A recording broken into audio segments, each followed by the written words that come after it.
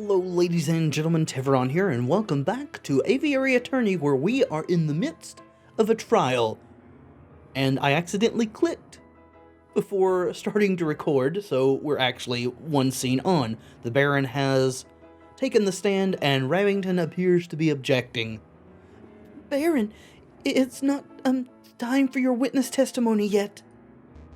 So you would think, prosecutor. And yet I see my good reputation getting tarnished by your incompetence. Incompetence? Indeed. Let us proceed with witness questioning. Is that fine with you, Judge? Yes, I suppose that's fine. Very good. And I trust that the defense has no objections? No objections here. Fantastic. Oh, but before I forget, I pledge to speak without fear and prejudice, etc., etc. Now, prosecutor, ask me about what I witnessed over the course of the evening. Okay. Baron Rogel, on the night of the initial dinner went magnificently.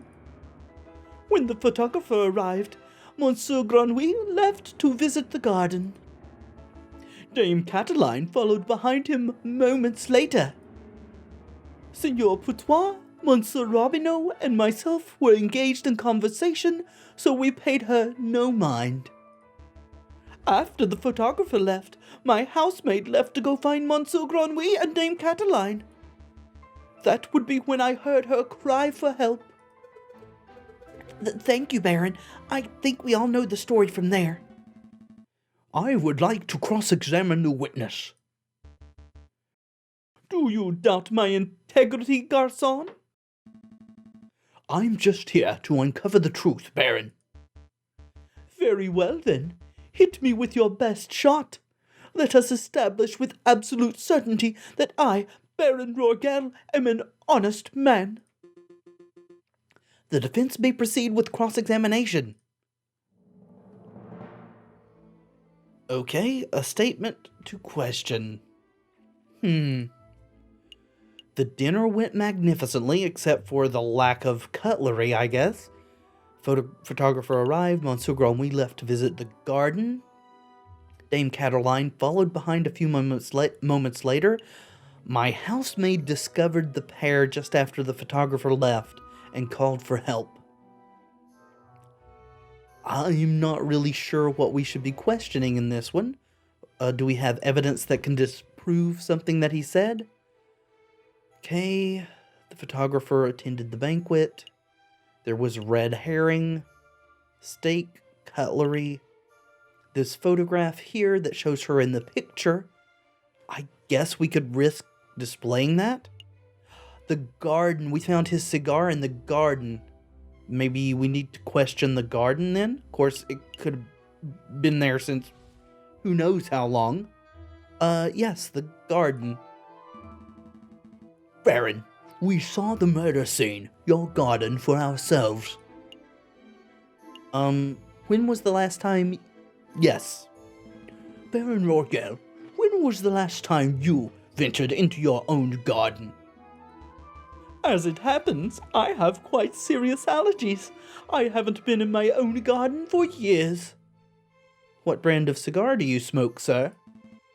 Years, you say? Indeed. We know that's not right. Unless someone planted the cigar, I guess. Baron, I do not wish to call you a liar, but that claim does not hold up to scrutiny. Oh? And why is that? Because we have hard evidence that you have visited the garden rather recently. Balderdash, my word is gold. Show the court this so-called hard evidence that I've been in my garden. The cigar butt? This was found in your garden. To be specific, it was found inside the fountain basin. Right beside where the murder occurred. If it had been there for years, then I dare say it would be in much worse condition. A cigar butt? That, could belong to, anybody and... Prosecutor, please shut your mouth. I can speak for myself. Okay. Sorry, Baron. That is indeed the remnants of one of my cigars, but I must apologize, Monsieur Falcon, for I misunderstood your initial question. I don't think you did. You see, prior to the banquet, I hadn't visited my own garden in years. But naturally, after hearing the housemaid's cry for help on the evening of the murder, I rushed outside. I was shocked and disgusted by what I saw. That must have been when I dropped my half-smoked cigar in the fountain basin. Except it was in the top of the fountain? You're not realizing that? Which is now making me think it might have been planted? Because otherwise, why would it be in the top of the fountain? You see, Falcon, there's a perfectly reasonable explanation. I would find that believable if the cigar was casually discarded. But as it happened, the cigar butt was found in the fountain's upper basin, a location that could only be accessed with great inconvenience. And a little paddling? The cigar butt was not dropped. It was deliberately hidden. Why would he need to hide his own cigar butt? That makes no sense whatsoever. He could have just claimed that he'd been in the garden not years ago, but recently. There's some inconsistencies going on here in a number of areas, not just the photograph. There are any number of possible explanations. Are there? Because I can only think of one. That is, that you, Baron Rorgel, deliberately hid your cigar butt to disguise your own illicit activities. Or maybe the maid did? Did I now? And what illicit activities would those be? You want me to spell it out? Fine. Let's put everything on the table. You, Baron Rorgel, murdered Monsieur Grenouille. That is what you were trying to keep hidden. Directly accusing me of murder? How shamelessly brazen! That is a ludicrous accusation, Falcon. The Baron is an upstanding citizen of the highest order. Your allegation is baseless. You have no evidence, no, means, motive, or opportunity. No evidence. Think harder, Monsieur Rabbington.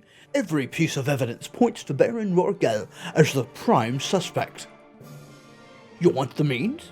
The Baron certainly had the means. His lion's claws are as sharp as a surgeon's blade. Gutting a frog belly would be trivial to him. Even Monsieur Rubino confessed, just moments ago, that he feared his claws. Ridiculous! I would never threaten a man with violence. You want a motive? The Baron had at least 10,000 francs worth of motive. By removing a business partner, the Baron's share of his railway company increased from 1/3 to 1/2. This is preposterous! And finally, the Baron had an opportunity. No, he crafted the perfect opportunity. He arranged a small banquet with a very select number of guests. He was aware of the missing silverware, and yet he served steak, a food item that necessitates good cutlery. Why? To bloody the hands of his guests, of course. Well, I guess this is actually making sense then. Maybe he did kill the frog. Then he hired an easily influenced photographer and staged a very specific picture in order to build a perfect alibi for himself. Photographing the guests in front of a handless clock to make for easy editing is quite an ingenious plan, it must be said. Prosecutor, are you just going to let this slanderous yarn go uncontested? Say something! Object! Oh, you're pitifully useless. After executing the murder, the Baron found himself holding a single piece of incriminatory evidence, his finished cigar. That's still the part that bothers me. I still don't think the cigar is actually incriminatory evidence. He just take it with him. He knew that leaving it at the crime scene would raise suspicion, but he didn't have time to properly dispose of it. So, out of desperation, he threw it into his fountain, out of sight of his guests and any snooping police. I imagine the Baron was hoping to implicate Signor Poutoir de Miao, since that would ensure total control over his railway company. I guess that makes sense. Alas, Dame Cataline was the first to happen upon the crime scene, so the Baron improvised. This is an outrage! Judge, I demand that you disbar this ranting lunatic! No, there is only one outrage here. That is, that a man like yourself is able to abuse his wealth and status to frame an innocent girl for murder. You're a bourgeois of the worst kind. How dare you, Garçon! The utter nerve for a lying scumbag of a lawyer to accuse a philanthropist like myself of something so heinous! I'm nothing like that fat cat bourgeois. I'm a respectable, hard-working capitalist. No, you're a ruthless man who would slaughter a dear friend just to reap a few francs. You incredulous whelp! I ought to gut you right here and now, like... Like you gutted the frog? Like a damned frog! Okay, well, that didn't go so well for him, did it? I was kind of doubtful. And now, I guess he did do it. Could someone please restrain the Baron? I'm on it, Your Honor. Let's go, old man. To the consignee with you. Don't touch me, you filthy jackdaw! I can walk myself! This is quite a turn of events. Does the prosecution have anything to add? Well, in the matter of, speaking, well, to be honest, no. Then I shall now confer with the members of the jury to come to a decision. I ask that the animals of the court please be patient in this time. Falcon, that was pretty incredible. Yes, it was, if I do say so myself. Thank you. I just hope it was enough. What do you mean? You just proved Cataline's innocence. We'll get a not guilty verdict for sure. Sparrowson, I think you've misunderstood something important about the justice system. What's that? I haven't proved anything. As lawyers, we cannot deal in proofs. It's just not possible. All we can do is organize the evidence and convincingly explain what it suggests. I haven't proved Dame Cataline's innocence. All I have done is demonstrate that there is a significant possibility that she is not guilty. Well, that is all that you have to do. The burden of proof is on the prosecution to prove her guilt. I'm not sure that I understand the difference. We have reached a decision. In light of the recent revelations, it is clear that an error in judgment was made with the initial arrest. On that note, we unanimously find the defendant, Dame Cataline de Miao, to be not guilty.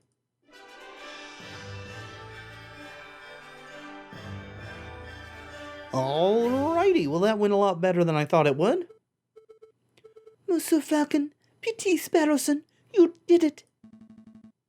Yes, I suppose we did, didn't we? We should head back to the office so we can celebrate properly. You did it, Falcon. I can't take all the credit. It was a group achievement. I'm so proud of you both. I'll go get 1 bottle of wine and 3 of our least dirty glasses. You were amazing, Monsieur Falcon. Oh, it was nothing. I very much like the way you pinned the murder on the Baron. That was an act of sheer genius. Well, I didn't pin anything. Sparrowson and I just worked at unveiling the truth, given the facts of the case. Monsieur Falcon, there is no need to play coy. The case is over. What? You actually killed the frog, didn't you? Damn it, I knew that cigar butt was suspicious. It makes no sense that he would throw it in the fountain. He could have just carried it with him. What did we miss that we could have seen that she was the one that was actually guilty? Damn it. Well, I guess it didn't work out as well as we thought, did it? Play coy? Don't tell me you're actually being sincere. I'm completely lost. Oh, wow. I thought the goody-goody thing was an act, but you actually don't know. All right, I'll spell it out for you.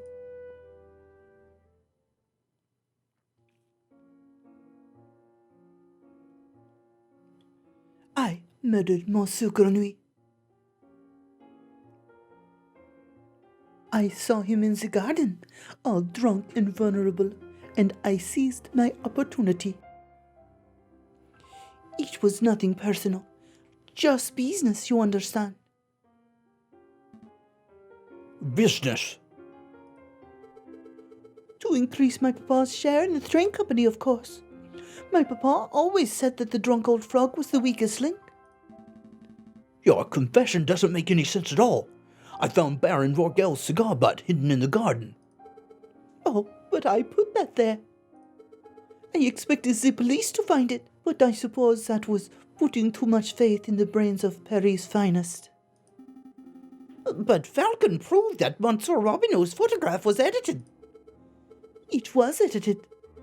I wasn't in the picture because I was busy paying a visit to Monsieur Grenouille in the garden.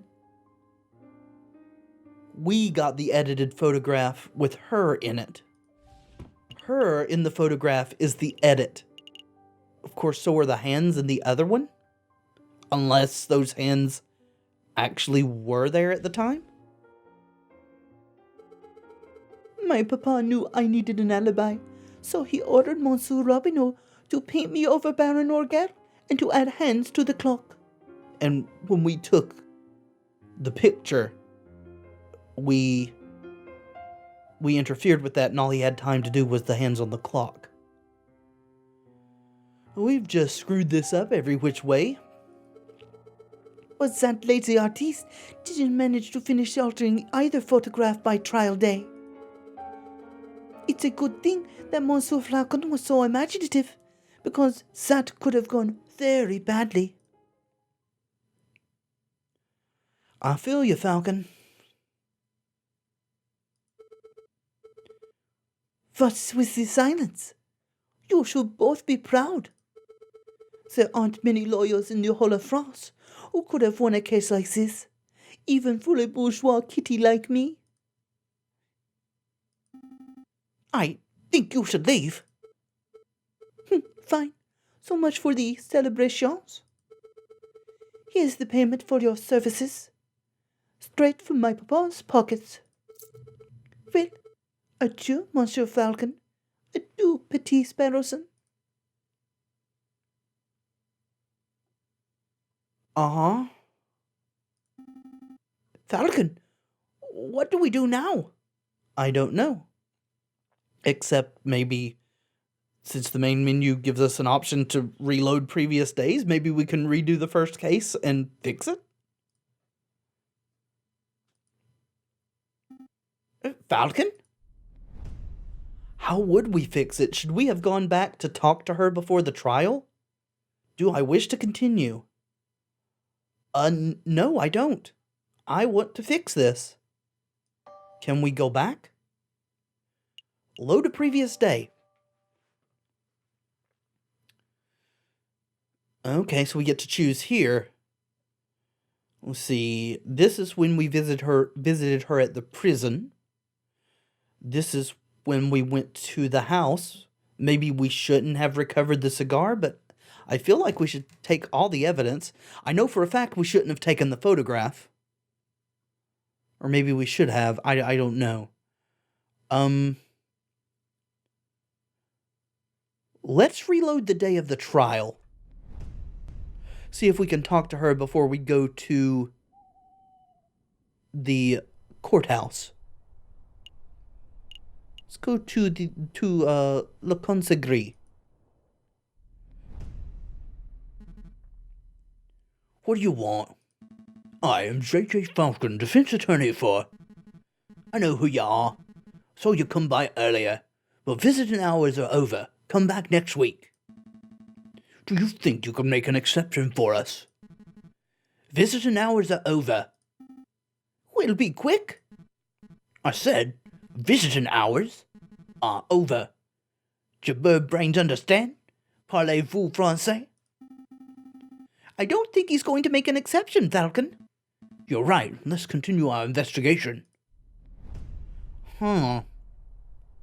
Should we then have gone the previous day to this? Can we find any other evidence at the chateau? Falcon, it's the trial day. Stop messing around. We need to head to the courthouse already. I was just... No, we're going to be late. Okay, so this isn't correct. Quit. Save. Yeah, save and quit. Load a previous day. Let's load the day before. Maybe we shouldn't go to the photographers at all. Let's go talk to the cat again. Maybe we can get her to admit that she killed him. Back already? Oh, we went to the wrong one. Thought we wanted to meet the... I went to the Baron's house, darn it. Come on, Falcon. Time's a-wasting. Is Sparrowson not going to let us do that? We want to go to, La Consigrie. What do you want? Okay, so visiting hours are still over. Huh.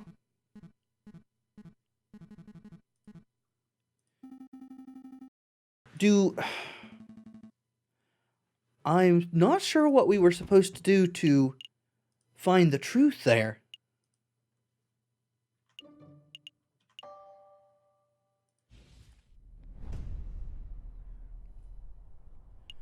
Let's go to the studio.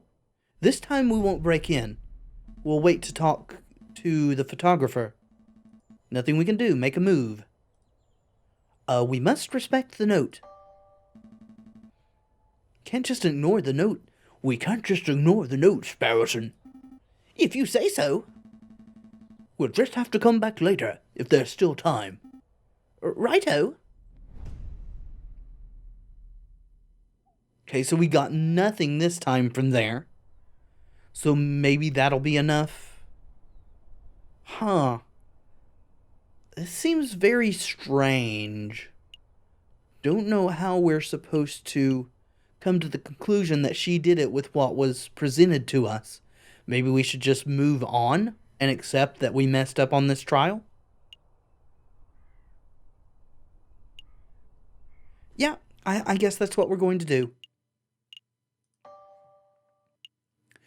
Apologies for the time wasting there, but I had to try. Load a previous day. Case number 2.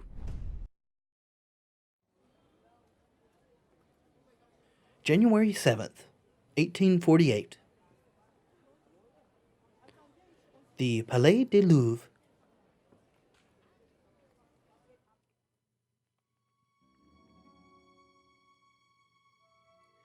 Let us be reasonable, signors. I am sure that this is a simple misunderstanding. There is no misunderstanding. In the name of the king, arrest that Spaniard. Okay, so this is where the Spaniard comes in. A Fox Among Wolves, Act 2. I knew Falcon wouldn't feel like turning up to the office on Friday.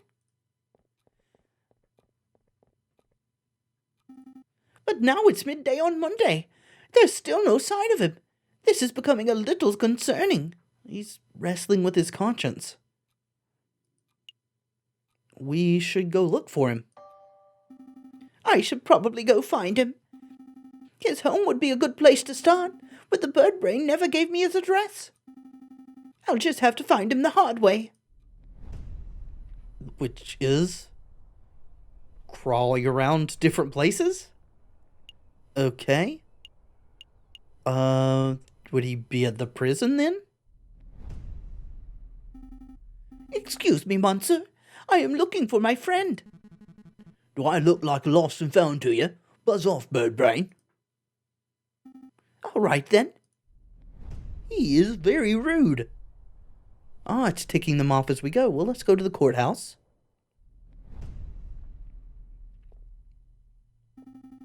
No sign of Falcon here.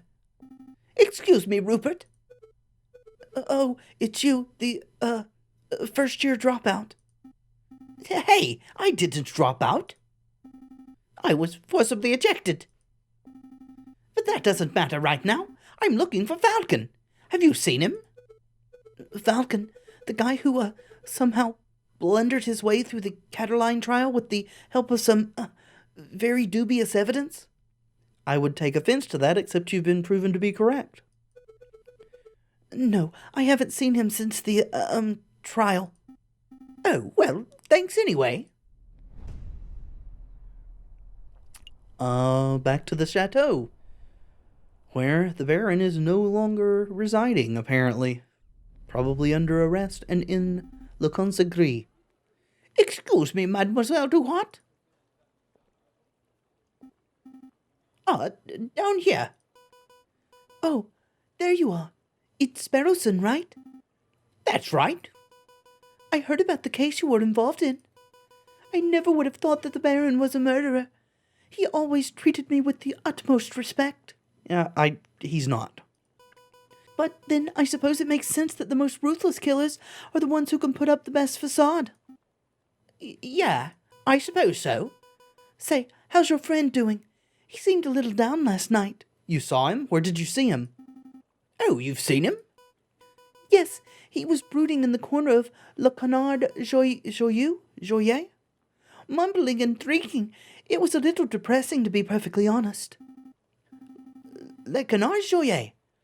That's the dingy student bar on Rue Jaunet, right? It's not dingy, just a little rustic. In any case, that's an enormous help. Thanks, mademoiselle. Any time, Sparrowson. So I guess it's a good thing we didn't turn her in?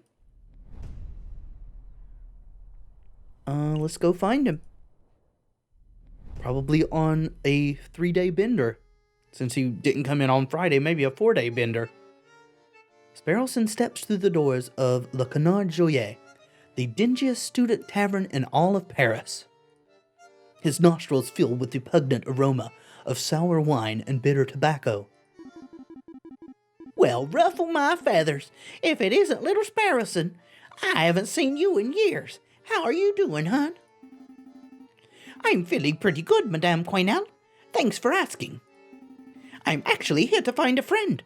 He's a big guy named J.J. Falcon. Falcon? Yep, that sorry lump has been here all weekend. He's just been moaning and muttering to himself all weekend. Frankly, he's bringing the whole atmosphere down. I'll take care of him. Thanks, Madame Quaynel. It's no problem, hon. He's probably still in the corner of the drinking room upstairs. Can we go to the card room first because it's an option? Hello, Rufus. Here to play some Jacques Noir, are you, monsieur? Not right now. I'm looking for my friend, J.J. Falcon. The big drunk fellow. I think I spotted him downstairs. Oh, thank you. So nothing really to be gained up there. Go to the drinking room and fetch Falcon. Is he not there? No sign of him. Maybe look in the floor? Mon Dieu, I almost stepped on the big fellow. Falcon, what are you doing on the floor? Hey, Falcon, wake up! Wow, the bird's completely out cold. He must have drunk this place dry. Let's see, how do you wake up a drunk person? We pour a drink on his head? Kick him? Yell at him? Yell at him? Good morning, Falcon. No, nothing. Pour a drink on his head. Well, I guess it's time for a rude awakening. It's trying to be a little more gentle, but apparently not. Wakey, wakey.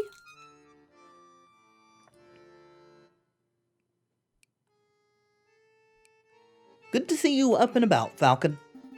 Ah, good, you're up. Are you with us, Falcon? Yes. Feeling sober? We should probably head back to the aviary office so we can get some work done. I don't understand it, Sparrowson. Huh? I thought I did everything right. I followed all the procedures. I found all the evidence. I presented the case beautifully. And yet, a guilty feline walks free while an innocent man sits in custody. Or we should go tell them. Maybe double jeopardy applies here, I don't know. So perhaps they can't try her again, but we can at least make sure they understand that the Baron didn't commit the murder. What went wrong? Where's the justice? We need to try harder. Maybe we need to try harder? Try harder. I don't know if we messed up or if the system messed up or what, but we just have to do our best as lawyers, I suppose. I suppose that's true. Sometimes all the facts just point to the wrong answer. Maybe if we work hard enough, we can stop mess-ups from happening again.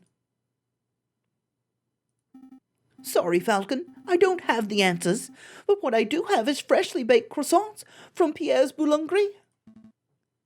Croissants? Yep, they're waiting for you back at the aviary.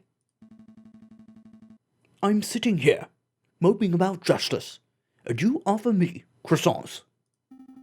Well, it's not just croissants. Got some pains au chocolat, too. I could go for some pains au chocolat. Is that chocolate pancake? Pons? Is that pancakes? Not sure. Fantastic. Let's make a move. All right, I admit it. These croissants are amazing. I told you, Pierre's Boulangerie on Rue Verde is something else. Oh, that reminds me. The baker told me something interesting. Do you know what they call pains au chocolat in America? Chocolate pancakes? They don't call them pains au chocolat? No. Pronunciation difficulties. I can understand that. American is a whole nother language. Yes, it is. So, what do they call them? Chocolate croissants. Oh, okay. So, muffins?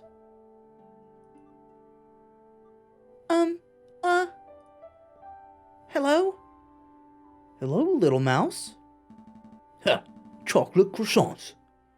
What do they call profiteroles? Oh, I think those are still profiteroles, but rather than custard, they fill them with ice cream and smother them with melted chocolate. Simply outstanding. Is this the aviary attorney? Can I speak to someone, please? Well, what do they call crepes? Excuse me? Did you just hear something, Sparrowson? Down here. Oh, sorry, I didn't see you there. What can I do for you, little one? Well, what Falcon and Sparrowson can or cannot do for the little mousey will need to wait until next episode. I'm very sorry that I screwed up the first case. Of course, that may just be the way it is, that you have to screw up the first case, but I kind of doubt it. Anyway, we will attempt to make amends from here on out. Thank you so much for watching. I do hope you've enjoyed the video. If you have, let me know in the comments and by leaving a like below. And of course, subscribe if you'd like to see more in the future. I have been Tevaron, and until next time, friends, be excellent to each other.